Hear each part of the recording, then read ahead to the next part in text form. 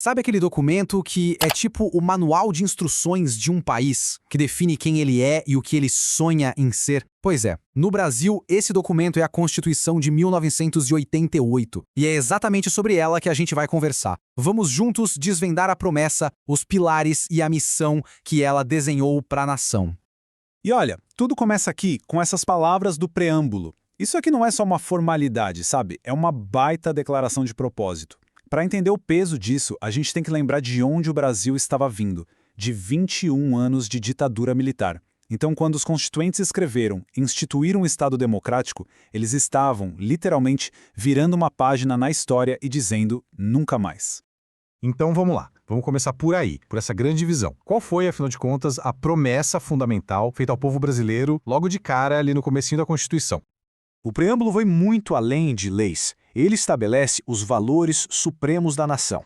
A gente está falando de direitos sociais e individuais, de liberdade, segurança, desenvolvimento e igualdade. E o objetivo final, como o texto mesmo diz, é construir uma sociedade fraterna, pluralista e sem preconceitos. É uma visão, uau, incrivelmente ambiciosa, né? Especialmente para um país que estava acabando de sair de um período tão sombrio de repressão. Ok, mas promessa é uma coisa, certo? Como é que essa visão tão bonita vira uma estrutura de verdade? Como ela sai do papel e se torna um governo? Bom, a resposta para isso está logo no artigo 1º. É lá que a gente encontra os pilares que sustentam tudo isso. E a base de tudo, a pedra fundamental, é essa ideia aqui, o Estado Democrático de Direito. O que isso quer dizer na prática? É algo ao mesmo tempo simples e, olha, revolucionário. Significa que ninguém, mas ninguém mesmo, está acima da lei. Nem o mais rico, nem o mais poderoso, nem o próprio governo. O poder tem regras e todo mundo tem que seguir. Ponto final. Esse é o alicerce de tudo. E esse alicerce se apoia em 5 fundamentos bem claros. Primeiro, soberania, ou seja, o Brasil é dono do seu próprio nariz. Depois, cidadania, que quer dizer que as pessoas não são só moradoras, elas participam ativamente da nação. Aí vem a dignidade da pessoa humana, que, nossa, talvez seja o mais profundo de todos. Cada pessoa, cada indivíduo tem um valor imenso. E para fechar, os valores do trabalho e da livre iniciativa e o pluralismo político para garantir que a sociedade seja viva, diversa e dinâmica. Esses são os pilares inegociáveis.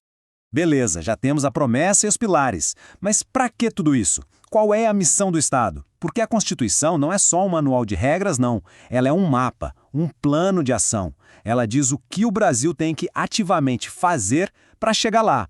E claro, para garantir que o Estado cumpra essa missão, o poder não pode ficar na mão de uma pessoa só, né? Precisa ser dividido, controlado. É aí que entra o famoso artigo 2º, com a clássica separação dos 3 poderes: legislativo, executivo e judiciário. A sacada aqui é a expressão independentes e harmônicos entre si. Ou seja, um fiscaliza o outro, mas eles também precisam trabalhar juntos pelo bem do país. É um equilíbrio delicado.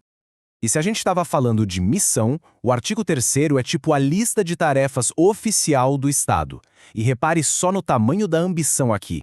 Não é só sobre administrar o país. É sobre construir uma sociedade mais justa, garantir o desenvolvimento, erradicar a pobreza, reduzir as desigualdades. É basicamente um plano de ação para transformar o Brasil. Bem proativo mesmo. Certo, essa é a missão dentro de casa. Mas, e lá fora? Como o Brasil deve se comportar além das suas fronteiras? Qual é a nossa diretriz nas relações com outros países? A resposta para isso está no artigo 4º. Ele funciona como a bússola moral e estratégica do Brasil nas suas relações com o resto do mundo. E os princípios que guiam o Brasil são bem diretos. Tem a independência nacional, claro, mas junto com ela, olha só, prevalência dos direitos humanos, autodeterminação dos povos, não intervenção. E tem um tema que fica se repetindo, que é a defesa da paz e a solução pacífica dos conflitos. É uma mensagem clara de que a política externa do Brasil deve ser guiada por valores, por ética, e não pela força. E tem mais, dentro dessa política externa, tem um objetivo que é muito específico e bem fascinante, na verdade. A Constituição diz com todas as letras que o Brasil deve buscar ativamente a integração com os países da América Latina. O objetivo? Formar uma comunidade latino-americana de nações. Pensa bem, isso não é uma sugestão ou uma ideia, é um comando da Constituição, um mandato. Bom, a gente falou do Estado, dos valores, da estrutura, das missões. Mas fica uma pergunta no ar, né? De onde vem todo esse poder, toda essa autoridade? Para responder isso, a gente volta lá no artigo 1º para fechar com a ideia mais fundamental de todas. E o ponto crucial é este, talvez a frase mais poderosa de toda a Constituição. Todo o poder emana do povo. Simples assim. O que significa? Que a autoridade final, a legitimidade, não vem de um governante, não vem dos militares, não vem de uma elite, vem do povo. No fim das contas, o Estado existe para servir ao povo, e não ao contrário. Essa é a essência da democracia.